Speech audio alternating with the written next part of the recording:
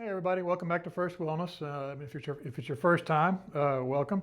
My name is Dr. Hunter Owen, and I want to talk a little bit today about how your sleep position can affect your body's alignment. It's one of the biggest factors that we see and how your alignment can contribute to that low back pain. So you can kind of see how this person's pelvis is not even and level. It's shifted out to this side over here. So it kind of looks like this when you're standing. And then one of the main things that we see contributing to that shift in the pelvis is sleep position. Biggest thing we can remember when we're sleeping is not to kick, when we're on our side, is not to kick our leg over. I know it feels very comfortable to do that, but just because it feels comfortable doesn't mean it's good for us. And so when you kick that leg, your top leg up and over like most of us do, it's going to really shift that pelvis like that. And one time every now and then, not that big a deal.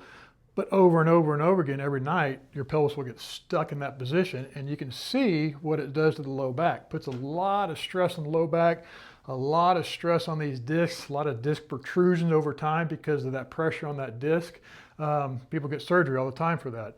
So how can we prevent that, or at least keep it to a minimum, is we want to keep our knees stacked on top of each other, even maybe a pillow between the knees.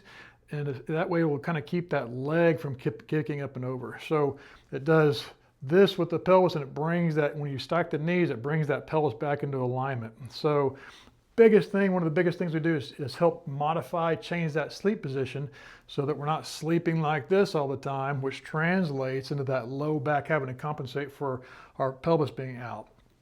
So hopefully this is something simple you can apply tonight. Super simple, super easy. Leave a comment below if you have any questions. But other than that, if you're curious about where your low back is, we'll put a link in the description about how you can get in contact with us, and we can do a thorough evaluation to see where you are. Thanks for joining. That's all for now.